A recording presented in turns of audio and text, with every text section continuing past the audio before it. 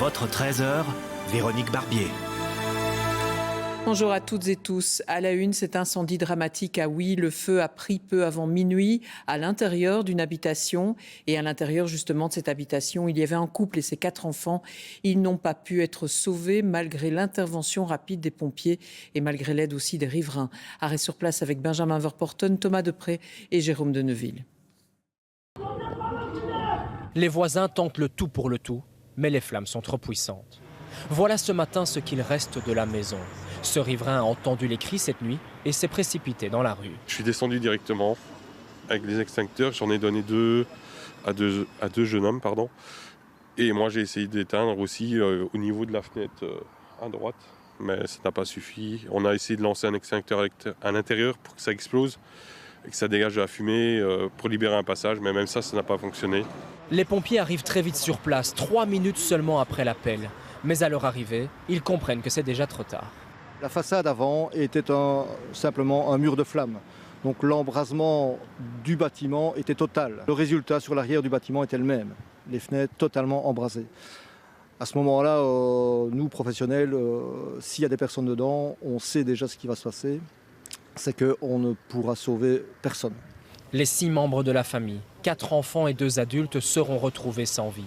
Les pompiers, eux, feront tout pour empêcher les flammes de se propager aux maisons adjacentes. On a fait évacuer les maisons voisines par sécurité et pour que les services de secours puissent intervenir avec toute l'aisance qu'il fallait. Néanmoins, j'ai proposé un relogement, mais ils ont été logés en famille ou chez des amis. Et donc, ils vont pouvoir réintégrer vraisemblablement leur habitation aujourd'hui.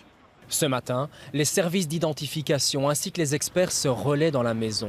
Un premier constat se dégage déjà, il n'y avait pas d'alarme incendie.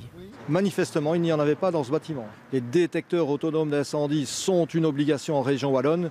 Et malheureusement, moi dans mon métier de préventionniste, je le vois trop, 50% des logements aujourd'hui ne sont pas encore équipés de détecteurs incendie autonomes.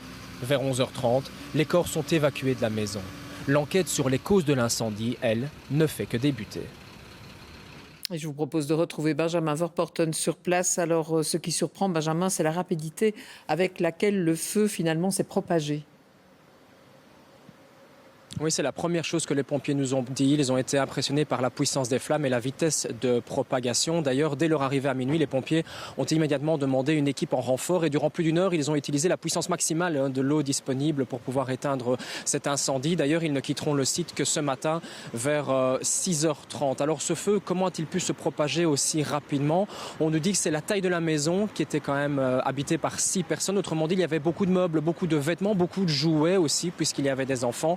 Et donc le feu s'est rapidement propagé. Alors ce matin, vous l'avez vu, les différents experts se sont relayés. Actuellement, le devant de la maison est nettoyé. Elle sera ensuite scellée. Cet après-midi, il n'y a plus que l'expert du parquet qui doit se présenter. Et l'objectif, c'est évidemment de déterminer l'origine de l'incendie. Comment ce feu a-t-il pu débuter? Mais ce travail s'annonce compliqué tant la maison a brûlé. On nous dit qu'à l'intérieur, les dégâts sont assez importants. Donc les résultats de cette enquête pourraient ne pas être connus avant plusieurs jours. Voilà pour ces précisions en direct de Oui. Merci beaucoup, Benjamin.